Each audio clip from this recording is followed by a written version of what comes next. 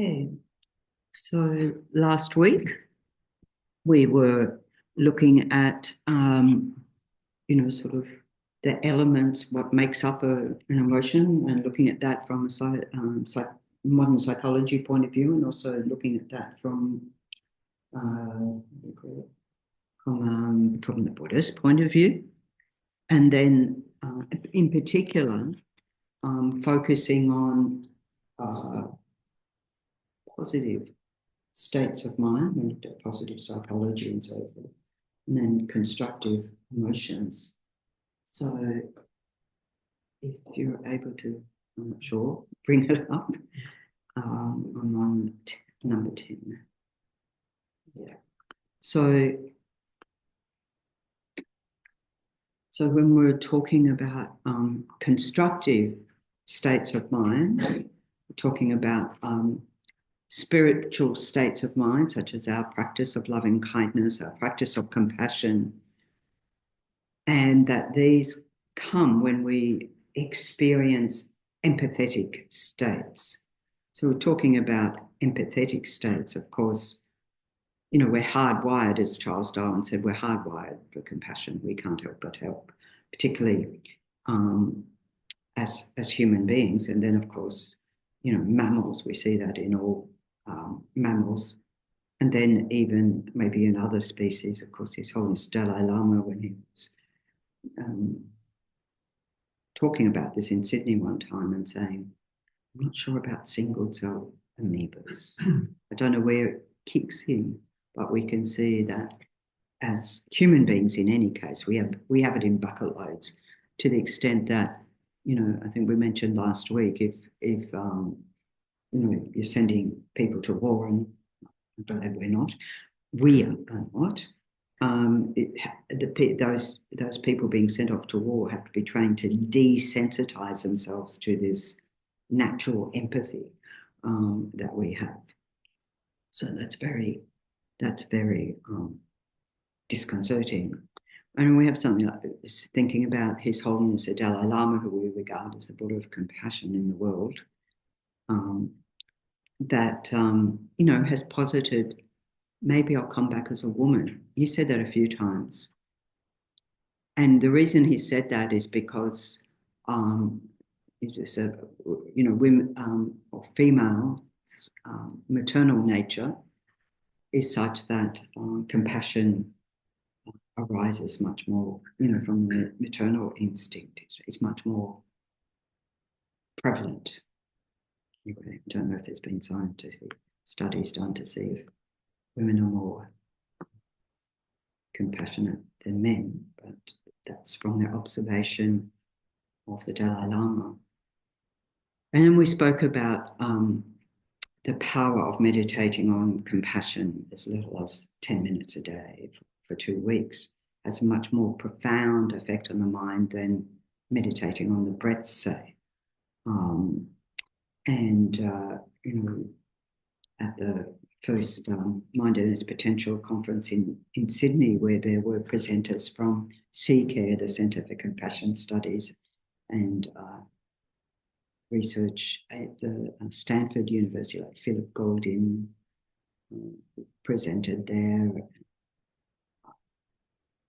Thubten Jimpa wasn't there, but he was at a subsequent one in San Francisco, Happiness Conference in San Francisco there, and seeing what work they're doing in relation to compassion, which we can talk about a little bit more subsequently. So I'm going to invite us all to do a brief meditation on compassion in relation to Maitreya Buddha, the coming Buddha of loving kindness. So distinguishing between the loving kindness mind that says, may you be happy, and the mind of compassion that says, may you be free from suffering. So that distinction. Some years ago in the US FPMT in North America, nominated His Holiness the Dalai Lama's birthday as the Day of Compassion, And there were all these events that we did in relation to building up to that day. And at the time I was working for the prison project, and we were having, we'd ask the prisoners who just seemed to create artwork all the time to create artwork on the theme of compassion, and that would be presented, and it was, to the Dalai Lama. So they all got very busy. And just being part of this worldwide meditation on compassion. And then we also, in relation to the Maitreya project, had actually probably this time on a Friday morning, at least over East, we'd join in with this. There was a map through the Maitreya project of when people, individuals or centres, whatever you could put yourself on the map, were meditating on compassion around the world, meditating on Maitreya Buddha. And that sort of profound effect of people meditating at the same time. It's quite interesting, and as part of the world, I went on a retreat a couple of years ago with an interfaith gathering, but organised by members of the World Christian Contemplative Meditation Movement, which was developed by Lawrence Freeman. And so they had a 24-hour online meditation. It was a silent meditation. And at the beginning, I joined in enthusiastically online, and there was a little motivation set, and then there was like just an image of a candle the whole time. And so I was joining in online, and I thought, I don't need to join online. I can just do it myself at the same, And I found that the impact of joining online was much more profound, like filling through virtual space. That connection was very interesting. So let's do a brief meditation on compassion. So sitting comfortably, feel grounded to the earth below, feeling the support coming up from the ground, through the carpet, through the mat, through the cushion, through the chair, providing a stable, firm foundation so your body can settle in, settle down to your preferred meditation posture. Withdrawing your awareness from our sensory engagement with the world around us, just bringing your awareness into the space of the body, to the space of the breath, each moment of breath, in and out, just as it is. Giving our mind one object to focus. Simply resting your awareness there.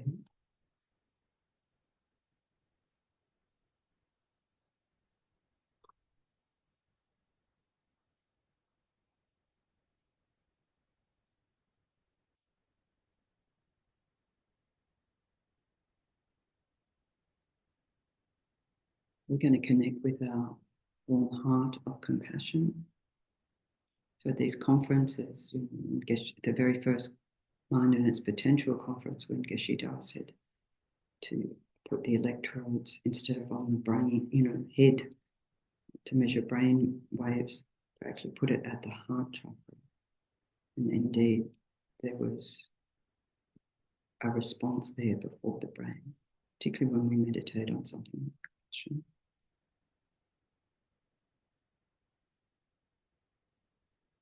You can visualize in the space in front Maitreya Buddha, the coming Buddha of loving kindness.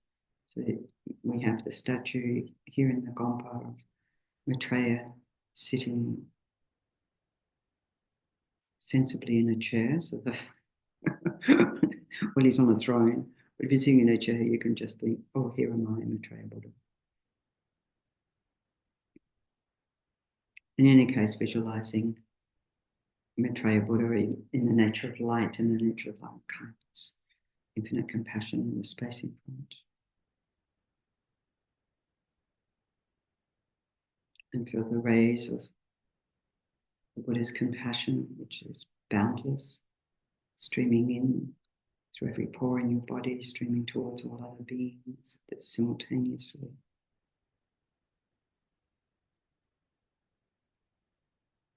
Brilliant white light coming in and dissolving any sufferings of the body, sufferings of the mind, things we're holding on to that we can't let go of. Bringing a sense of lightness and ease. Filling your body with the radiance of this pure light of compassion and loving kindness. Filling you up from the tips of your toes all the way to the top of your head, to the extremities of your fingers. Bathing you, you can drench your body, drench your mind in this power of compassion.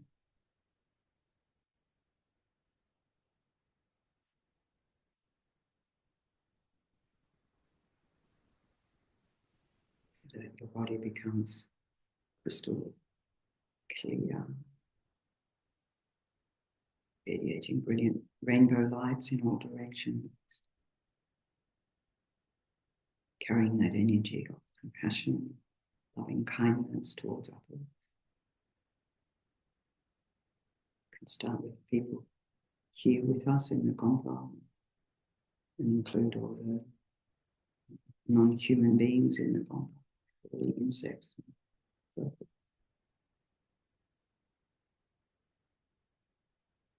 that they receive this powerful rays of light, like rays of sunshine beaming out from your heart towards all beings, bringing their wishes for their well-being, their happiness, for them to be free of suffering.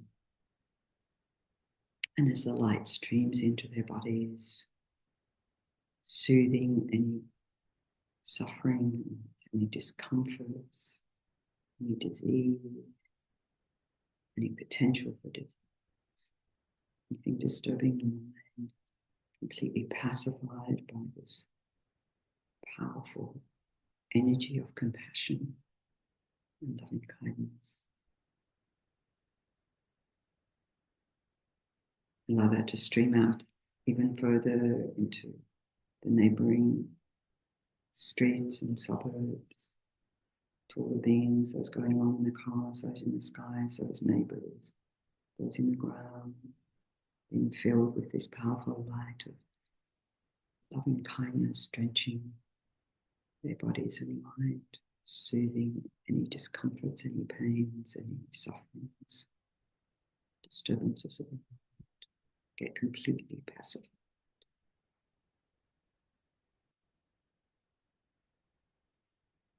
Awakening their innate compassion and loving hearts, adding to that light energy streaming out from yourself, from Trail Buddha, and those around you,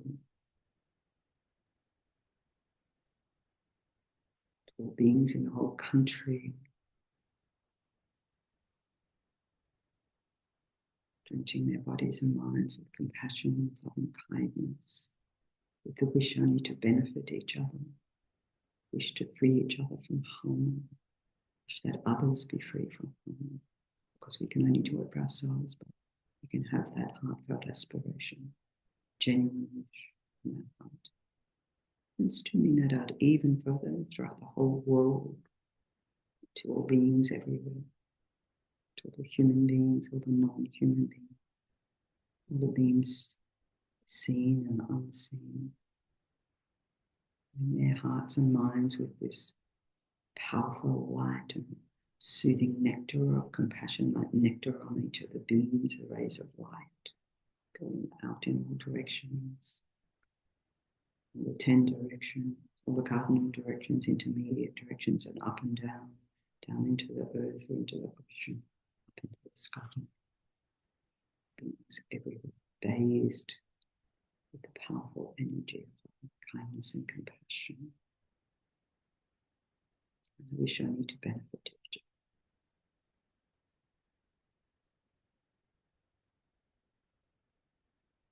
other. Imagine it going out even further to the universe, throughout the whole universe, to all universes known and unseen, to all beings there, everywhere. So now each and every one only filled with this aspiration, this heartfelt quality, this innate quality of loving kindness and compassion, filling the hearts and minds of all beings everywhere.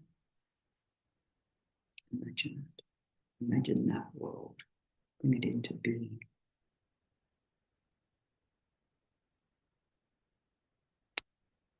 And from the hearts and minds of all the beings surrounding you and everywhere, in every atom of space, as far as you can imagine, streaming back towards your heart chakra.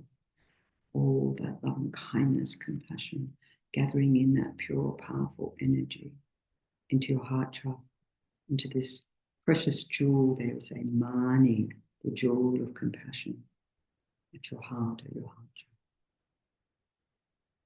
It's like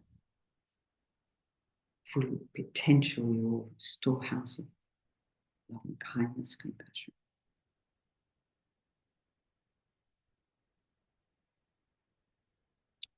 Maitreya Buddha in front is very pleased,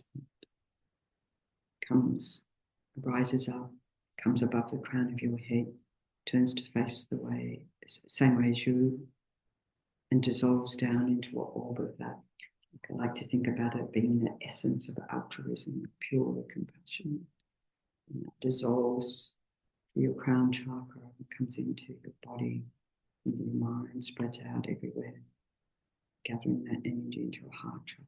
And you can think, me, Maitreya, same.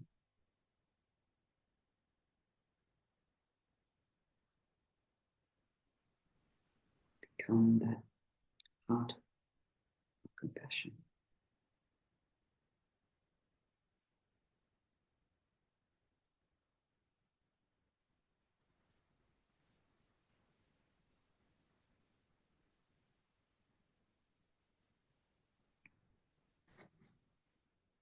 And hold that energy there.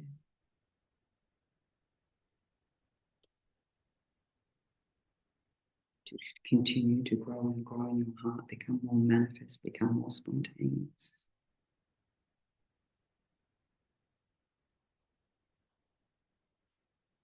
And to linger in heart and mind long after this meditation.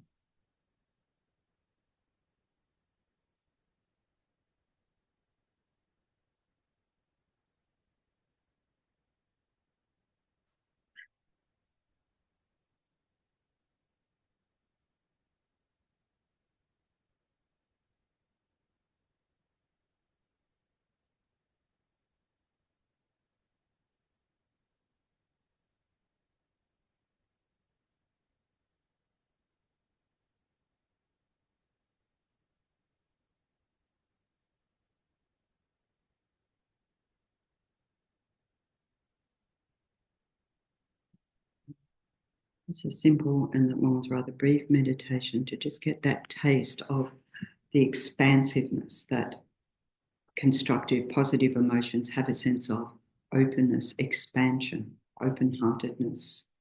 It's not narrow and cramped in. So when I think of that, I always think about Lama Yeshe. He would always say, think big, but also would also always sign his letters Big Love. So we have the 2 volumes about Lama Yeshe, which is a product of pure love of some heart students, called Big Love. And I've sort of, that's why I put Big Love on all my emails. Big Love. Big Love is what? Bodhicitta. It is bodhicitta. So, keeping that focus on the power of that.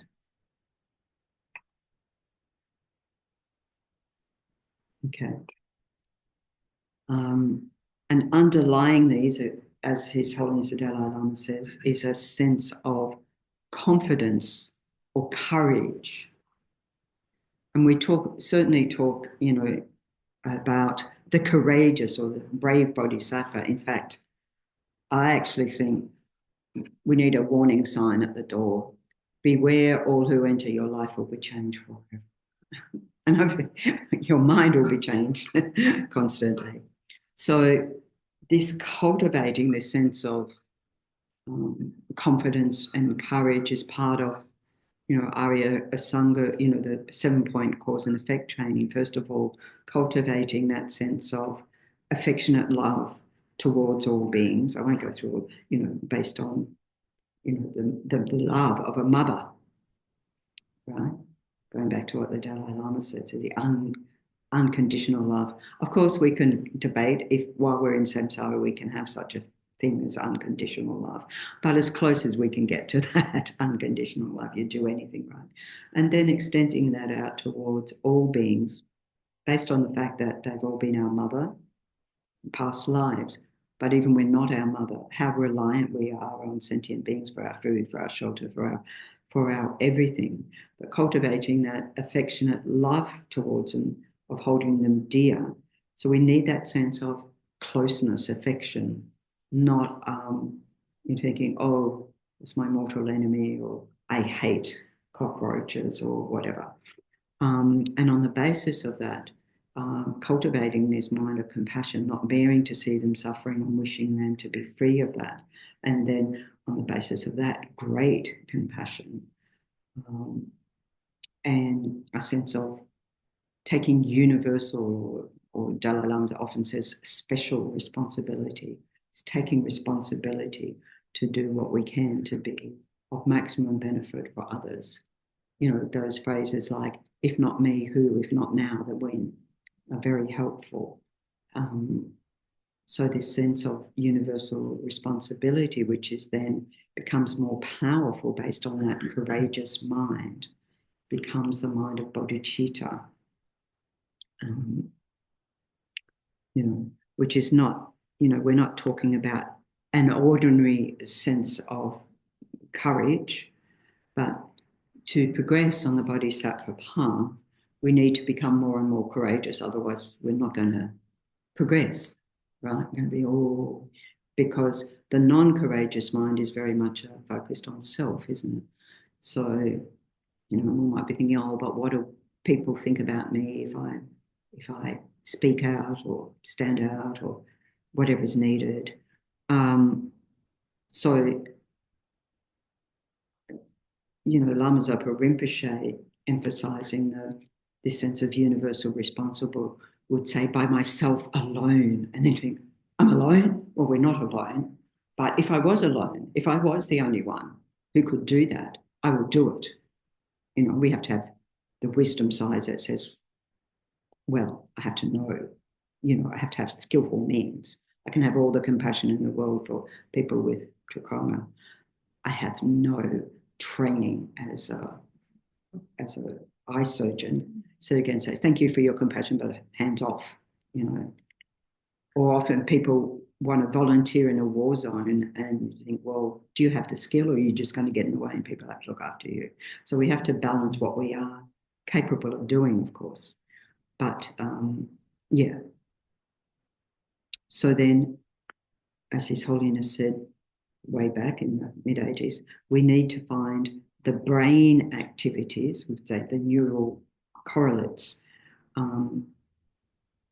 that are the results of that kind of spiritual practice. So here we see that research is now happening. I mentioned the Centre of CCARE, the Centre of Compassion and Altruism Research at Stanford in the medical school. And they have many programs, but they typically run a 8-week program. I think they've come to, a few of them, trainers have come to Australia and run those, and then I look at the price and I go, whoa, that's expensive. Just mentioning if they're listening.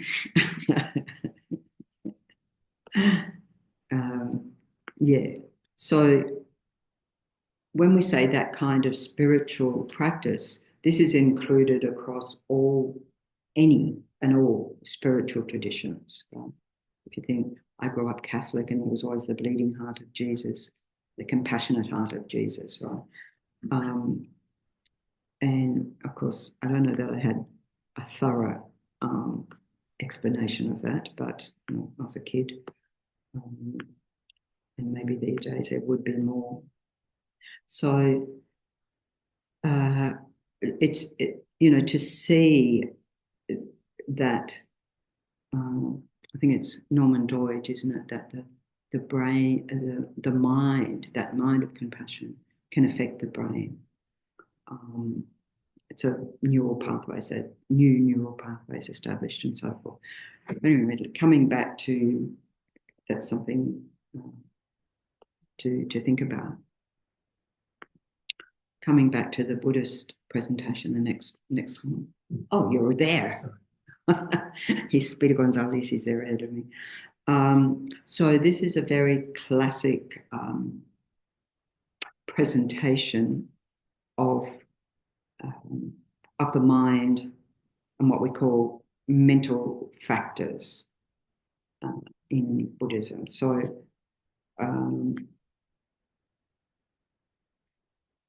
when we were looking at the Heart Sutra, and in emptiness there is no form, no feeling, no discrimination, no compositional factors, no consciousness. So the consciousness, we could say, is the mind. So we have main mind, whether it's mental, whether it's eye consciousness or ear consciousness, either sensory or a main mental consciousness that functions in any given moment, rises in any given moment. And then you have, we will see these coming up, feeling and discrimination are both here singled out. And then it says compositional factors. And that's all the rest of the mental factors. Compositional factors is the other mental factors. So trying to get a handle on this relationship, so this primary conscious or sense conscious and its mental factors. And this analogy, so Geshe Tashi Tsering, so this is not Geshe Tashi Tsering from Queensland, this is Geshe Tashi Tsering, who was at Jamyang Centre, FPMT Centre in London for about 24 years, and then he became the abbot of Seri May Monastery in South India, so he's down there. But he developed this program which was called Foundation of Buddhist Thought.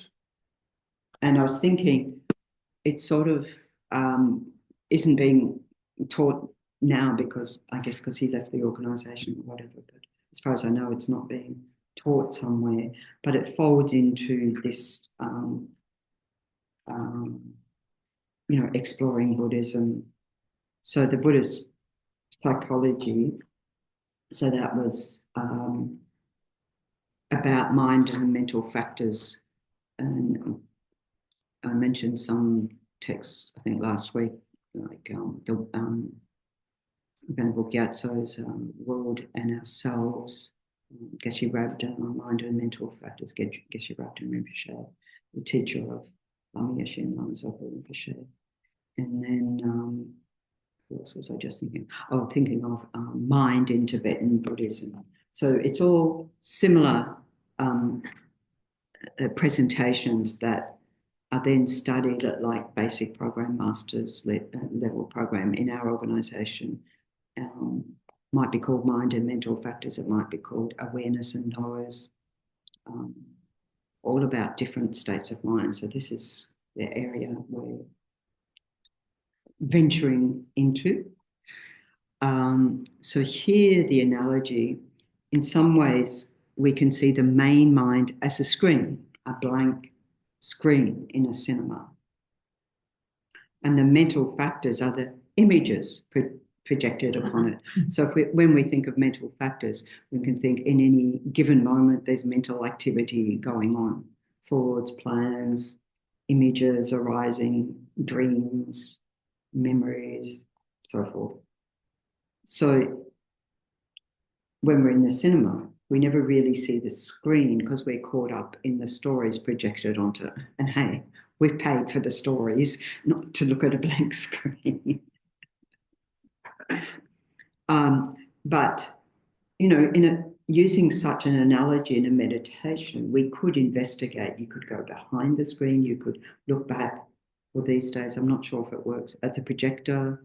Yeah, I think it still works because it's still a projection of light and color onto the screen in certain shapes. But we don't do that. We get caught up. So that's the stories are the mental factors that color our mind and determine our understanding of the main mind. So depending on the way that main mind manifests. So the main mind in its natural state is neutral, unadorned, like that blank screen, and on which everything else is projected. So we're trying to get a handle for all the stuff that sometimes it says the mind and its entourage. I quite like having an entourage of it's different factors of the mind.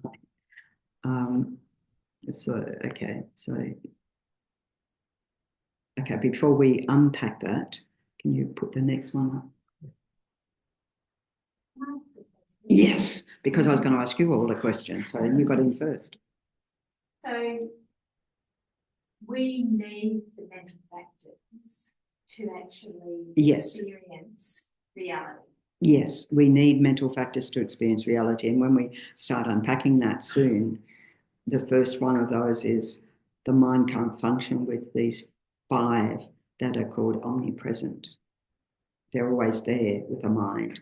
Without those 5, we can't function. So we'll get onto that. And then there are different states of mind. Some we could do without. And some we need to harness the energy of more.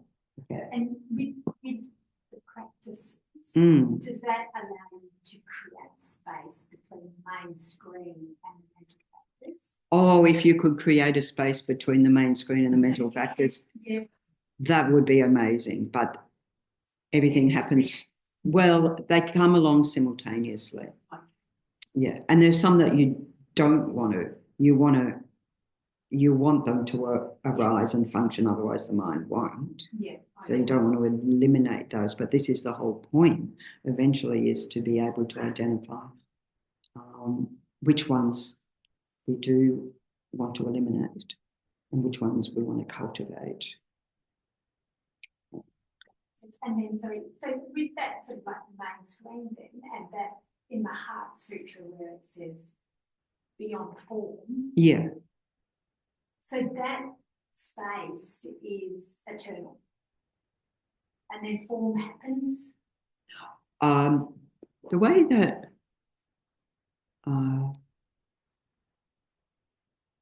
well, we do talk about that space being a permanent phenomenon, uncontrived space being a permanent. I'm probably taking it off task here. So. No, it's absolutely fine. An inquiring mind is what we want. So there is that. Yeah, just leave it at that for now. Yeah. So my question to you is this one here. Can more than one consciousness operate at the same time? No? Why? Because you read the quote up there? No? Because if you have anger, you cannot have love. Okay. One will dominate. Yeah. In one given moment, yes. If you have anger, love is absent. That's correct. If you have love, in that anger moment, is absent. Anger is absent. Yeah. Or hatred. So they're very manifest states of mind in general. I mean, there could be very subtle love and very subtle anger. There could be the pretend one, but that's not. No. I understand what you're saying. Yeah. And that is true. That's why we have the antidotes. If we apply the antidote, it's the antidote, direct antidote. As you said love and anger. So love is the direct antidote to anger, right? So if we apply that, anger hasn't got a space. Right? And then Tanya. Your finger, I'm still really interested in food, and I can't remember what it's like the 64 moments. 64. We'd say mental moments. We say, like all those the 64. There'll be different ones Each time. So there are those moments, right, of mind. It's just saying there's a lot happening in that moment. It's not. I'm just thinking like they're getting better at it. I mean, I find it fascinating with the. I notice it in swimming championships. You know, where they go down to 0.000 something of a second, and they're able to discern more and more refined ways of who touched the thing, whose fingernail touched the wall first or something. It's not always a fingernail.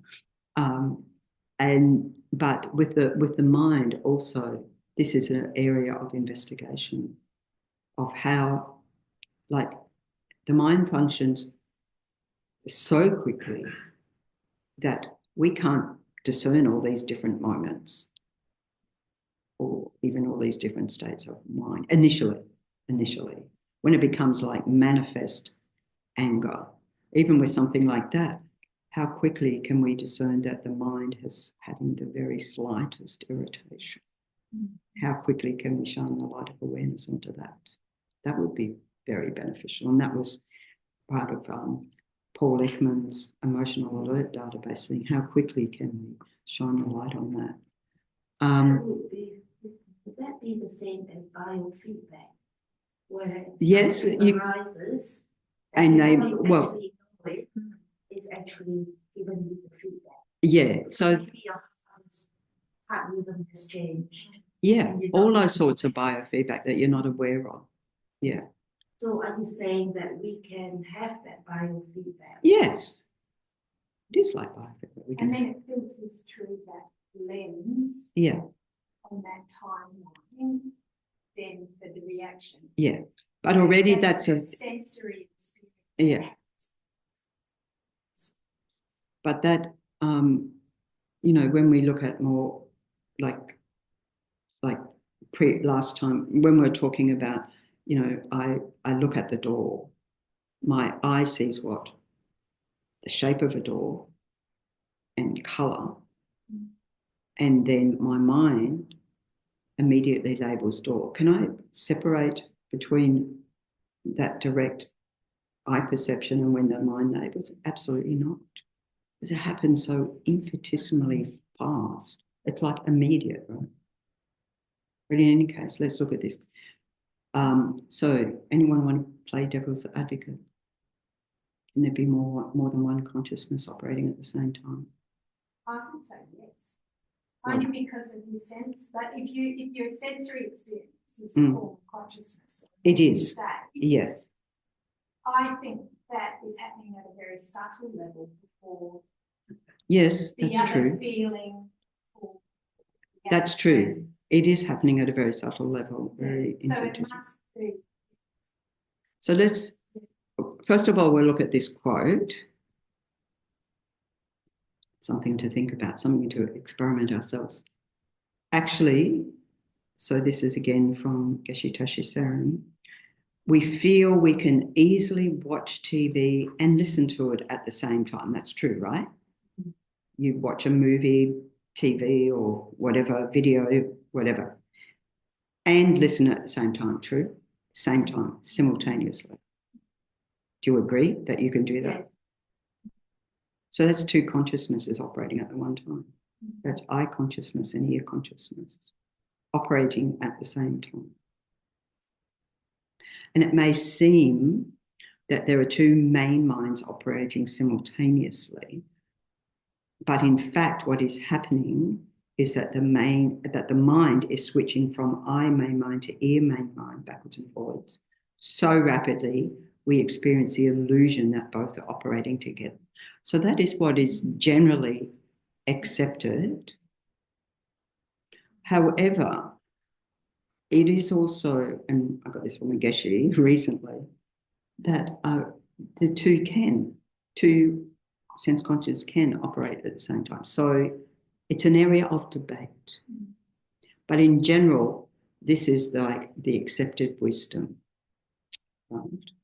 So more investigation to be had. There was some years ago a program on the SBS. It must be decades ago because I haven't watched SBS for decades. So I haven't watched for decades. So it's called Test Your Brain. It was one of those ones where they did. I remember one of them was about magic acts. You see that one? Yeah.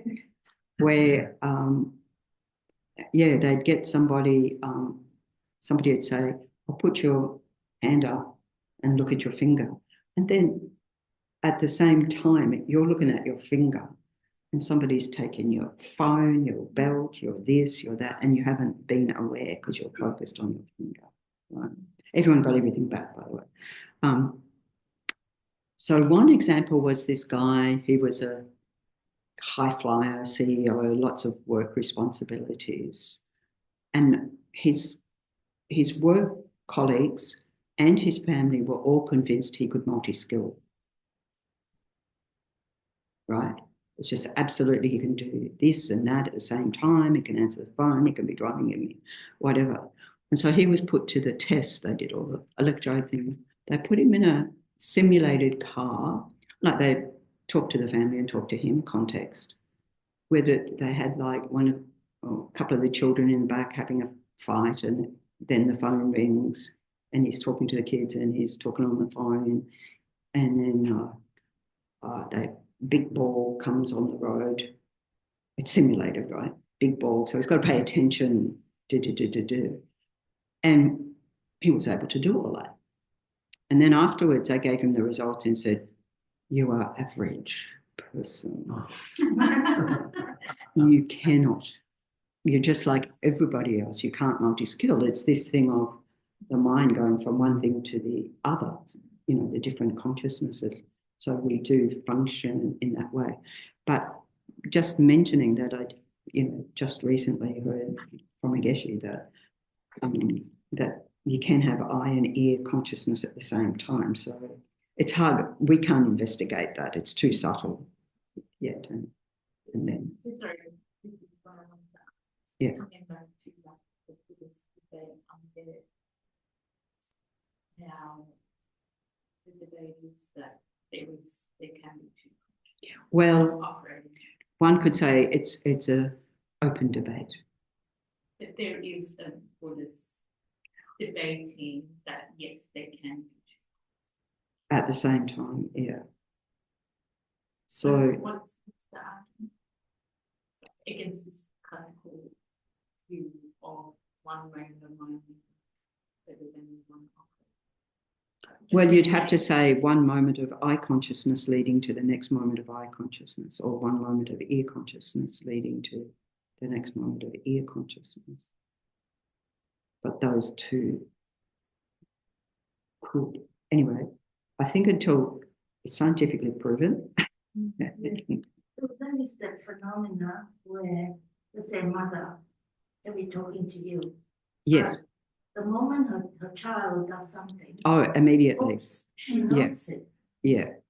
But you could say that could be a subsequent moment. Well, it is a subsequent moment. Yeah, but the awareness in terms of I'm talking to you, so I need to be aware of what you're saying or what I'm saying. Yes. So then on the other hand, there is an awareness, oh, my child is in trouble. Yes. It seems like it is simultaneous. Probably in that it's not simultaneous. That example would be not simultaneous because your mind has gone from talking to focusing on the child. But then and it might go backwards and forwards between the two because it's just like, when you're having a conversation with somebody, but you really got to leave and you're sort of there, but you're torn. So your mind's sort of going out the door and you're there, but you're at the door. You're there, but you're at the door. You're there, but so it comes up as we unpack this in things like inattentive awareness and all these different states of mind. Yeah. Yeah. Yeah. So that's Yeah, it can. that's where attention is. But then your attention, yeah. Yeah. So these things seem like just like this guy who everybody thought that he could multi-skill. Multi-skilling has been debunked long time ago. In education. It was, you know, it was a big thing back in the 80s or something. Multi-skilling became a thing, and then it was like, oh, we can't multi-skill. You just get ADHD.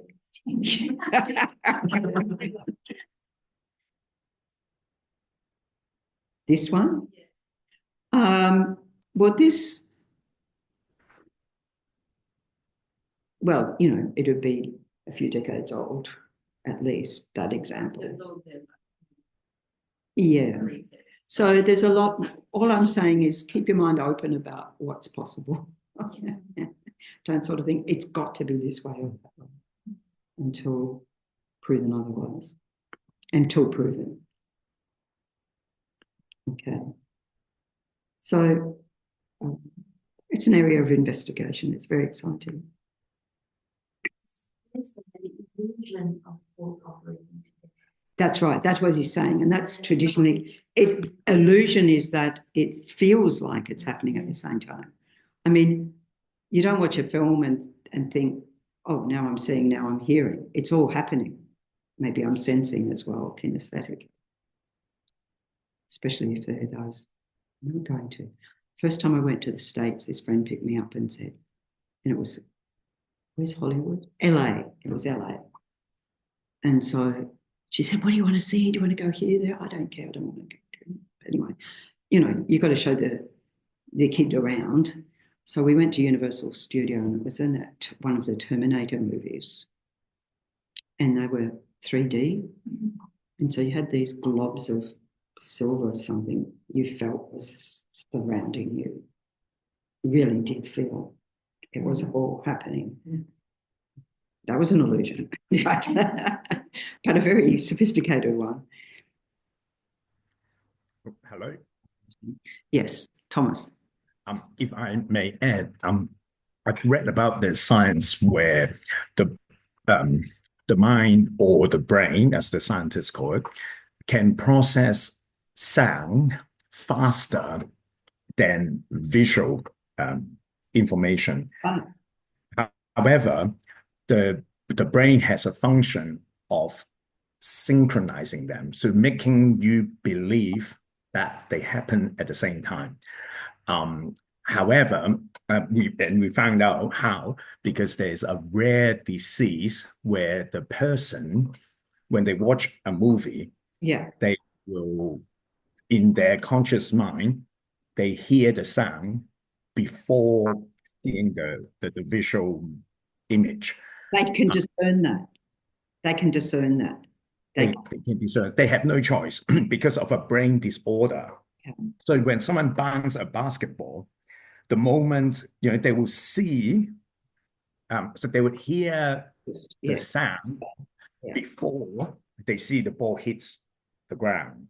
So it's a documented, it's a very rare brain condition, but it does happen, and you can experiment with get someone to bounce a basketball, and you can see that, oh yeah, I can see the sound and the ball, you know, the sight of the ball hitting the ground, they are happening at the same time. But ask the person to keep bouncing the ball and walk further and further away. At some point, snap, they start not synchronized.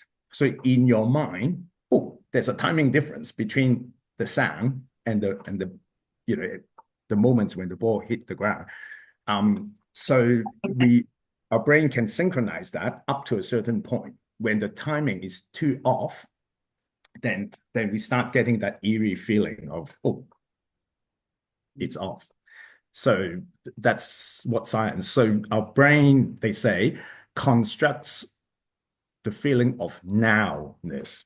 So there's no actual now that you're experiencing. It's all a mental construct. Well, there is, I mean, the Buddhism would say there's no now. In the sense that it's, well, no, we do talk about present, past, and future. But as soon as we cognize present, it's already past. Yes. And science agrees. Yeah. As soon as we Yeah. cognize it, it's gone. Yeah. Yeah. So you have the direct experience, but as soon as you bring it, yeah. Yeah. Yeah. And sometimes that's very clear where, you know, you're sitting in meditation, you're like in the zone, you go, I'm in the zone. Of course, you've lost it. Once you think I'm in the zone, you've lost it. So we can experience that at that sort of really manifest level. Yeah. Yeah. So nowness is a mental construct. Or time's a mental construct. It's all mental construct. So he was sharing then, is that like synesthesia where the brain can actually... Is it synesthesia? No. This is a very different brain disorder. Yeah. Yeah. Okay. Yeah. Fascinating. Yeah. And I just very quickly add physics. In the recent year, a lot of physicists agree that space and time are not fundamental. And they are only emergent properties of something more fundamental. And what is that something? Information. That's what the theory in theoretical physics is taking us. So information, I would say, is what we Buddhists call mental factors. Yeah. Well, cognition itself, yeah. Yeah, cognition, yeah. Okay. Well, it all goes back to the Buddha, doesn't it? Well, yes, it does all go back to emptiness, but that's the ultimate. We still exist. Everything functions conventionally, right? And I have to say, keep in mind, because of emptiness, everything is possible. Everything is possible, yeah. So as I mentioned earlier, this sort of presentation about mind and mental factors is a sort of traditional Buddhist presentation. In the words for in Tibetan, mental factors is semle jangla, and it's phenomena arising from the mind.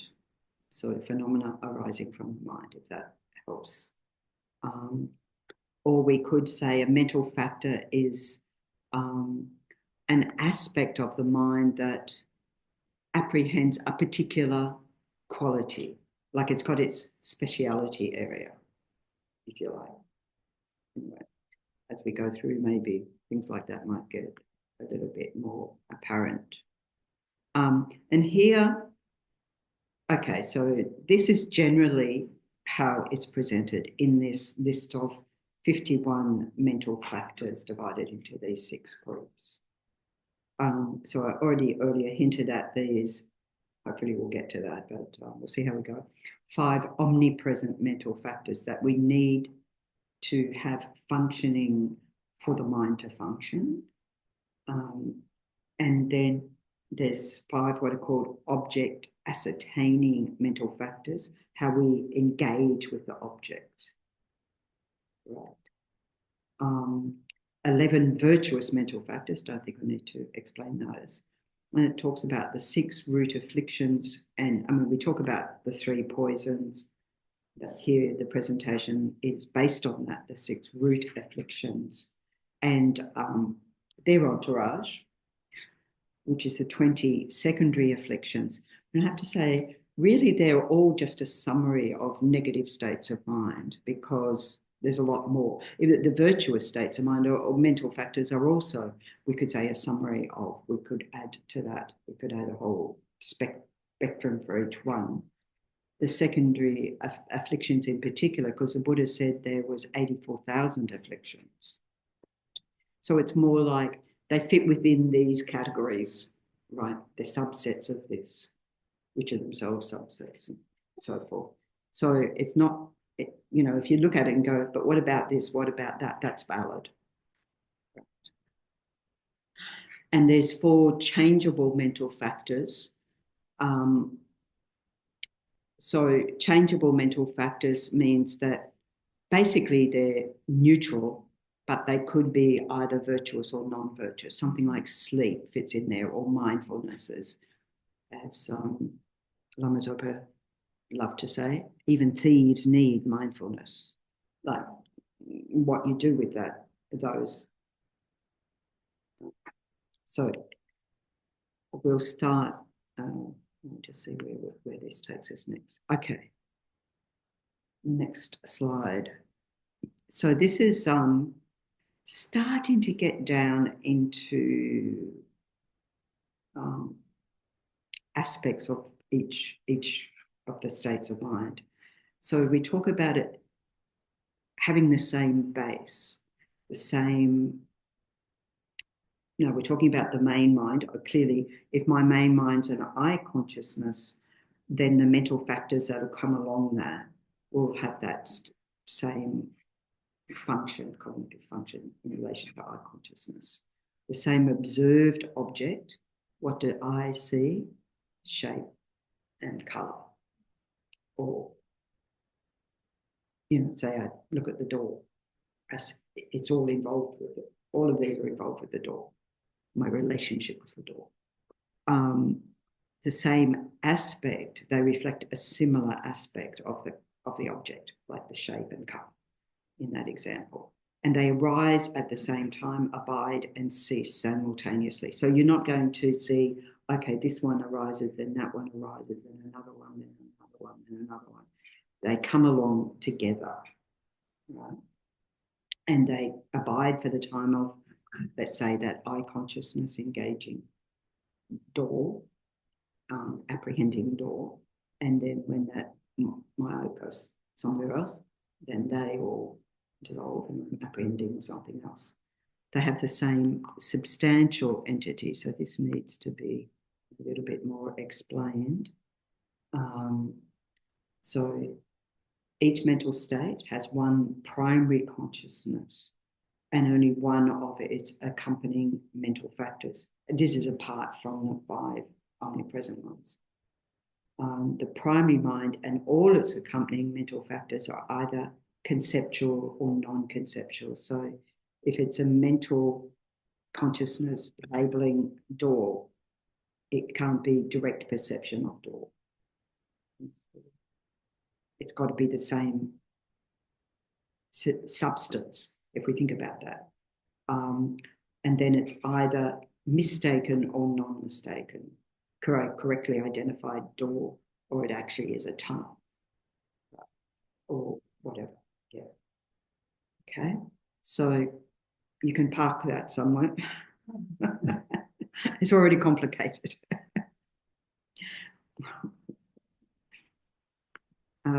Okay. Let's get started with the omnipresent mental factors next. 2 slides over. Okay. These are the omnipresent ones. They accompany, arise with all main minds. So basically, for a mind to function, we have to have these 5.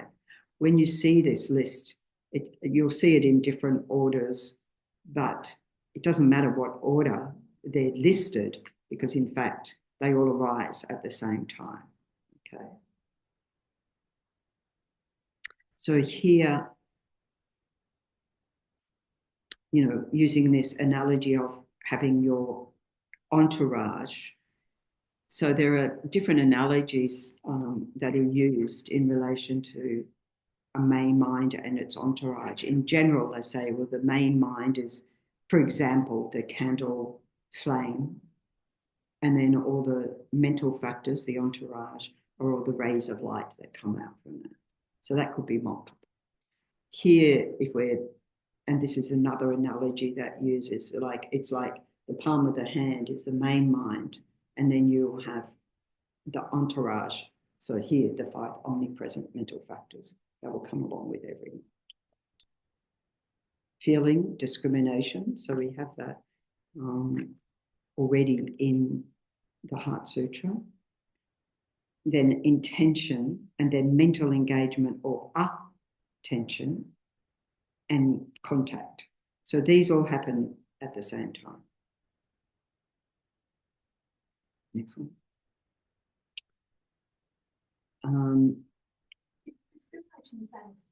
Discernment, distinguishing. Yeah. So we'll unpack each one of those so we're clear about each one. And again, from Geshe Tashi saying, wherever the mind is present for a long time or the briefest moment, these 5 mental factors are always involved. Some scholars use the term units in reference to these phenomena. The main mind plus the always present, omnipresent mental factors compose a unit of mind. We'd probably generally say a moment of mind. Without any one of these 5 mental factors, the mind or a unit of mind or a moment of mind can't function fully without, you've got to have all for the mind to function. Okay. So, slide you want, I've jumped. Go to number 18 because that's where I'm up to now.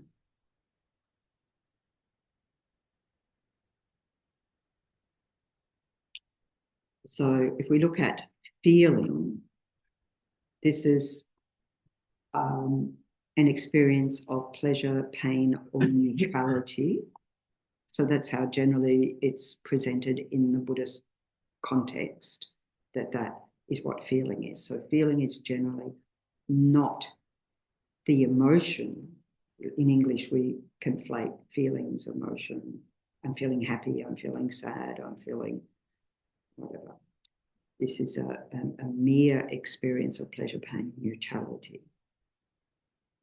Feeling experiences the results of past actions, which we, of course, call karma. So if we're saying feeling experiences the results of a past action, and I see a hot stove, and I will have an aversion to putting my hand on that hot stove because I have past experience of it. And can lead to feeling reactions of attachment. Say that I sees chocolate cake, and I remember every chocolate cake I've ever had, and desire arises. Or as one of my monk friends would say, you can't, because we were living at Vajrayana Institute, and one of the women says, I love chocolate. He says, you can't love chocolate. Can't actually, like, love is not the right word for chocolate. But we do say that, right? Or anger. You know, you see your mortal enemy. Anger arises in the mind. You haven't forgotten that person who cut you off at the lights. And confusion is most of the time. So we could say that, say, I have a feeling of desire from seeing what is conceived as a beautiful object, such as a chocolate cake. And the other mental factors present are coloured by that. You know, it colours the whole mind.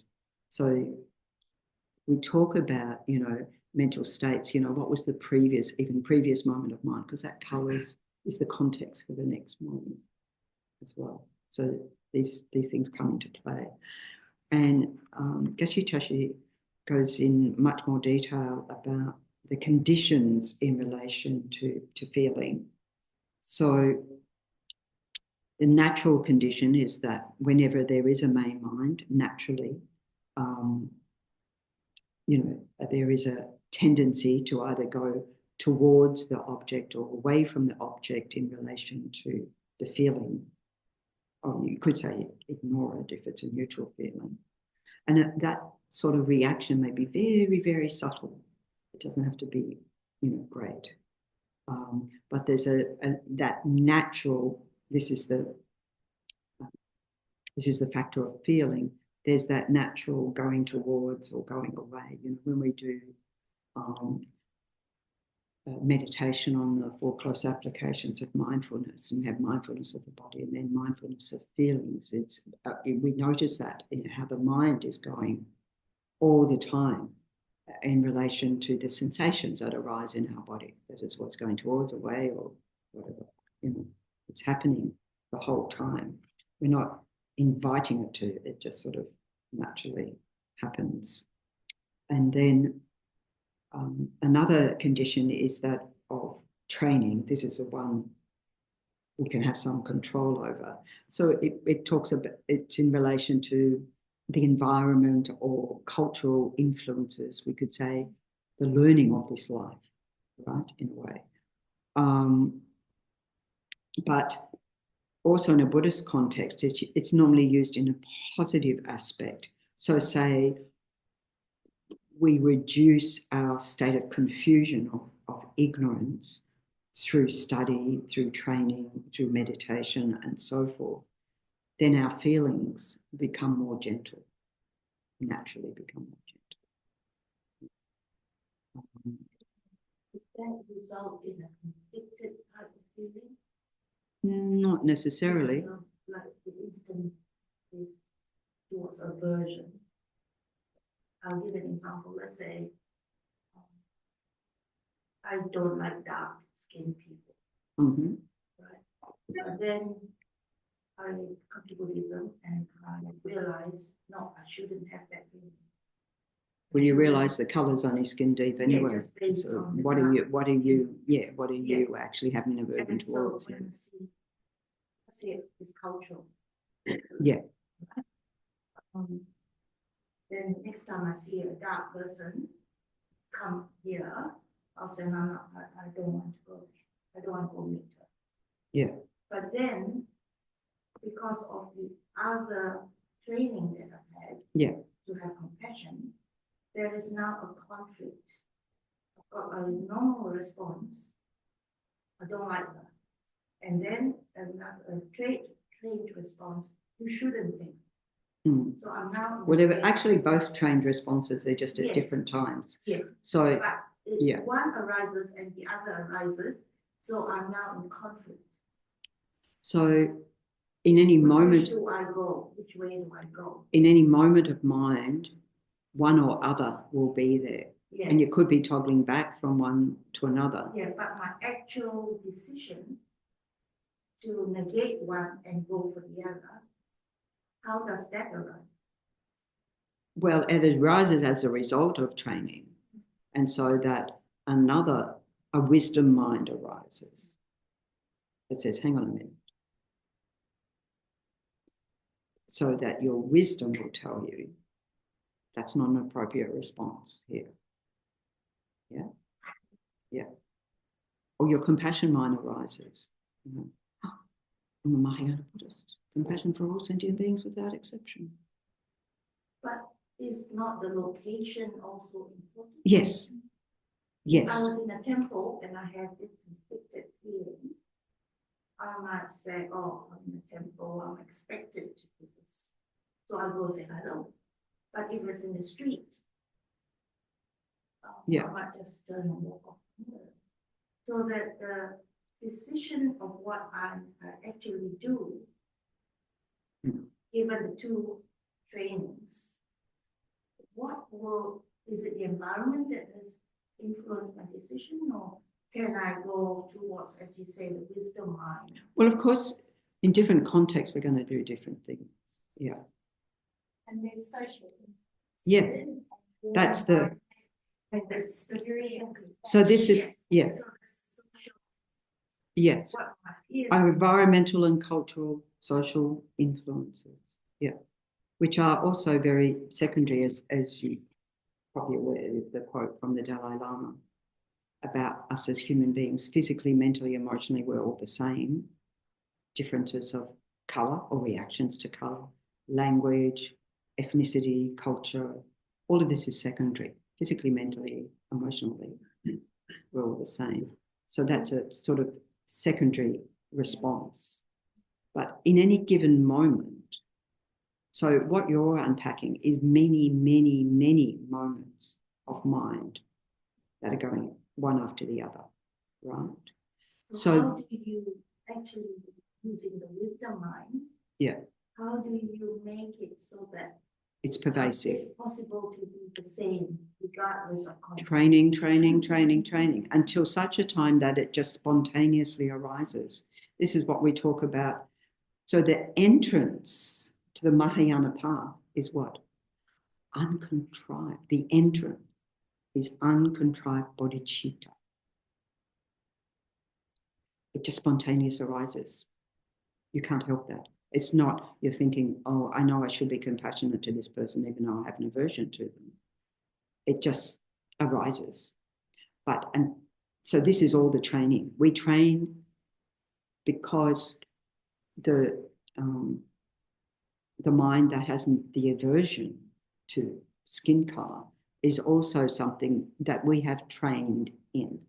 It's not innate. It's something we've learned. As you said, it's cultural. We've learned it culturally. So we talk about this being intellectually acquired. It could be intellectually acquired afflictions, definitely. It could be intellectually acquired wrong views, etc., etc. So, but in this case, it's a intellectually acquired. So we have and then the response to that is the afflicted state of mind. Yeah, what have you said that's the Yeah, practice is working.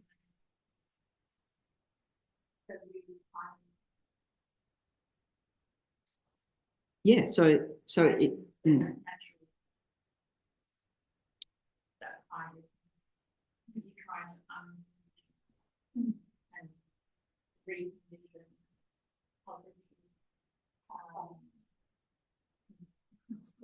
Okay, so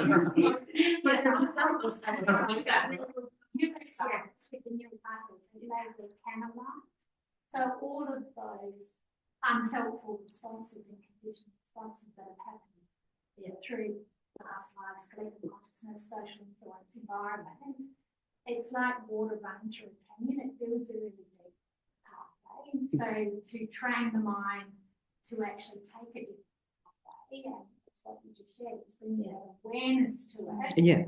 Shows that your training is working.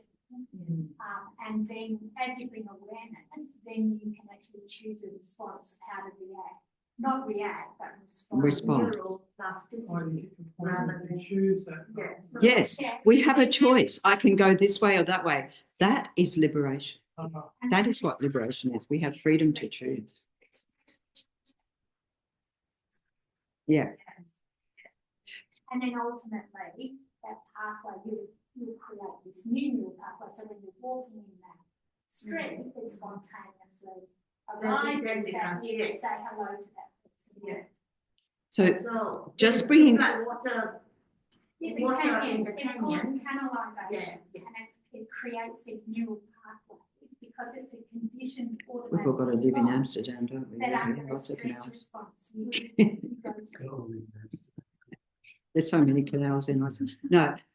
So just unpacking a little bit further, your example is that mind that you said in a Gompa, you come to the temple and you go, okay, in that context, I'd say hello to the person, I'm kind to them, I'm compassionate towards them in that context. That also shows that your training is working because it's circumventing the previous training. It just hasn't yet got pervasive so that out in the street, it's a different response. So this is all of us. It's all our training, right? I can apply it in this situation, right? I'm sure we've all had the experience of where you reacted to something in a way where you surprised yourself because you thought, I thought I dealt with that one. We've all had that feeling. I dealt with that one. And there it is. So it's more and more subtle levels. And then we see, oh, I've got more work to do. I've got more work to do.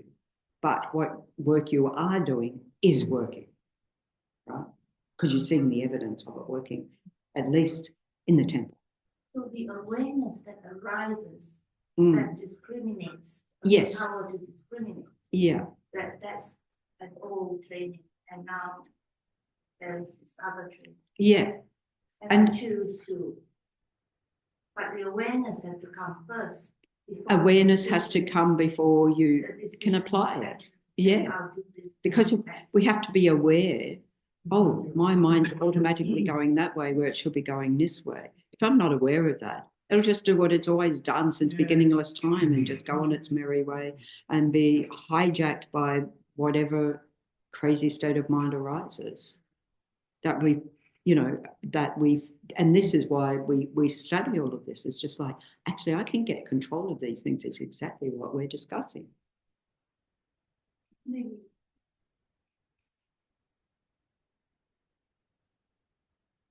Yeah. But then, you know, if you get too much conflicted, then you go into what we call a pathological state. Yeah. Right? But even awareness So this of is- that. Awareness that I'm going to Yeah, pathological easy. state.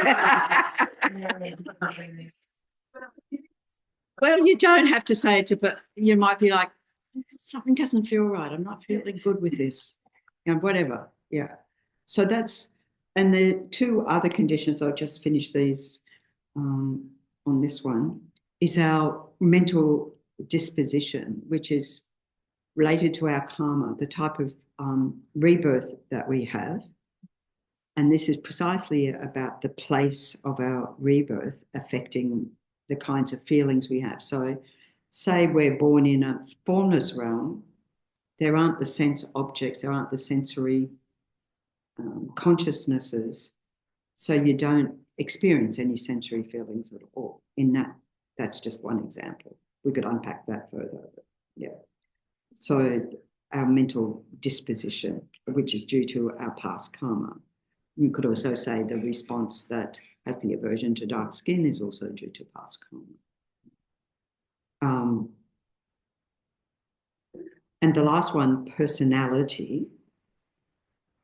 So somebody who seems to be naturally gentle, mindful, patient, or so forth, has different feelings to someone who's really reactive, restless, thoughtless, you know. So all of these come into play around feelings. So there's lots of different factors, and we could say, just like with the training one, that these personality, well, we can train ourselves to be more gentle, more mindful. We can train ourselves to be more patient.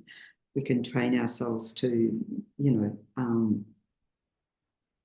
be aware of our maybe needing to constrain ourselves in not just having that, what do we say, impulse buy or impulse chocolate cake or impulse whatever.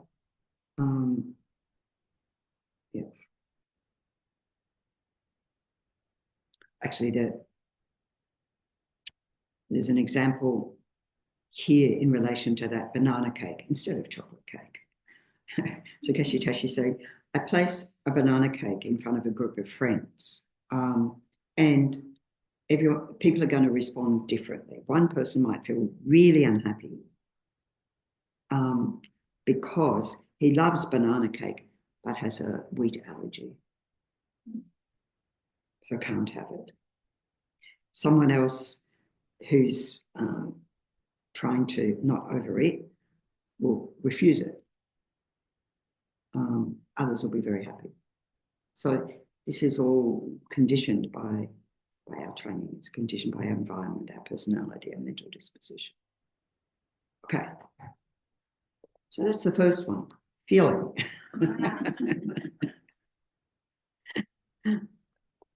You can observe yourself in, well, I'd say in the coming weeks, because I'm off to Bunbury for the next 2 weeks.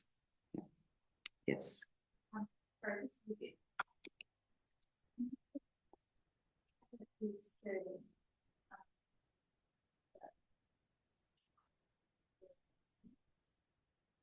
Each moment we're born again, we have the potential for that.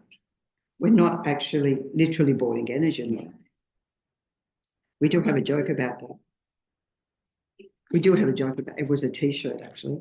Born again, born again, born again, born again, born again, born again, Buddhist. And we should bring back that T-shirt. Each moment is a new moment. And if we can apply all of this awareness to each new moment, we can make that moment, we can choose that moment, how to deal in that moment. But we're not even aware of the moments, let alone choosing. It's not literally a rebirth, it's a new moment of experience. And it's a nice way to think, actually. To realize emptiness. Of course, as soon as I say another opportunity to realize emptiness, we're going to have a track back, you know, to train our mind to think in moments, to savor moments, to enjoy moments, to be aware of moments. I was just thinking with the chocolate cake, and language then can really distort experience. That's yes. sort of where my thinking Yeah. is that we can actually have that separation between the truth of feeling and sensation and the language we use to explain it and understand it. Yes, very much. And that's, I wonder if that creates a... it's essential to the Buddhist teachings because it's everything merely labelled by mind. The most subtle level of dependent arising, merely labelled by mind. The label we're talking about is language. Everything's merely like a mere label. But then that brings in a whole huge topic of emptiness and so forth. So what do you say? Mere, a mere label, mere naming, merely naming. Like we have all these debates, okay, the baby's born and say, you call the baby John. And then you say, when did John start to exist? Mm. And then you debate John. And of course, as soon as you label John, I think of all the Johns I've known him. You know, I get a generic sort of John thing happening. Yeah, but somebody tell me you look like Pam. And I thought, I know. Yeah. Yeah. You know, people say that. Oh, but you don't look like a Pam. It was just like, what does a Pam look like? I can say in Tibetan what a Pam looks like, but that's a different thing. Yes, yes, yeah. And it's very interesting. Like when I learned French, because I lived in Paris for a few years, and I'd encounter objects like one was a ouvre-boîte, and I thought ouvre-boîte, how simplistic is that? And then what's the English equivalent? Can opener. It says exactly the same thing. Open the can. You know, but you don't think of that because I've got a concept for that in English, whereas I'm literally responding to the words in French at that point until I get a concept of that. So, yeah.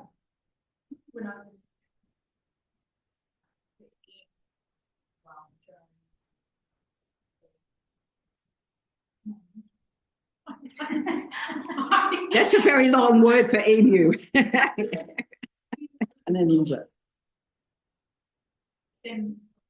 Well, they think emu is bizarre. Why give it another name?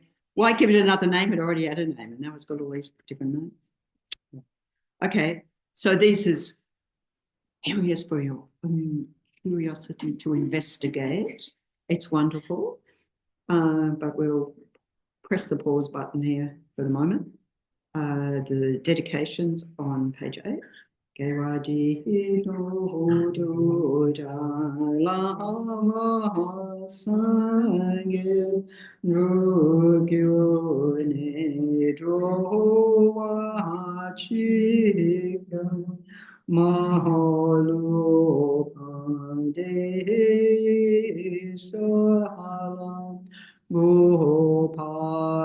Jancho Central Rinpoche Maki Panambe Kuchi Ye Pa Nyam Pa Me Pa Yang Gom Me Gom Du Pawa.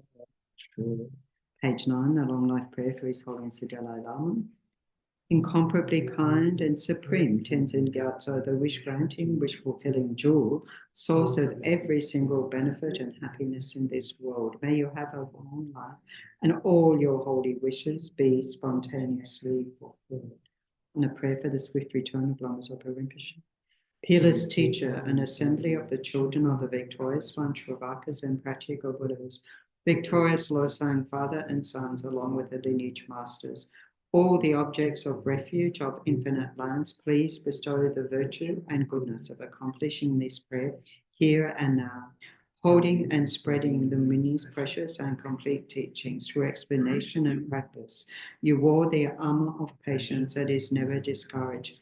Incomparable Venerable Guru, to you I make request, while striving single-pointedly for the sake of the victorious one's teachings, the sole gateway through which all benefit and happiness emerge, and from other living beings. I suddenly departed to peace. What a great loss. Nevertheless, through the undeceiving truth of the blessings of the oceans of the three jewels and the great waves of bodhicitta of the children of the victorious ones, may the smile of a reincarnation swiftly beam in glory for fortunate disciples. Long life prayer for Tenzin Osul Rinpoche, Lord of Dharma, who in accordance with the various dispositions of those to be subdued, makes clear in the light of your well-spoken advice the sacred Ganden tradition, essence of Buddha's teachings. Foremost and holy Lama, to you who are supreme, we make this prayer of supplication. Lama, please, please live long. Okay, thank you very much. You have, I'll see you in a couple of weeks' time, if not before.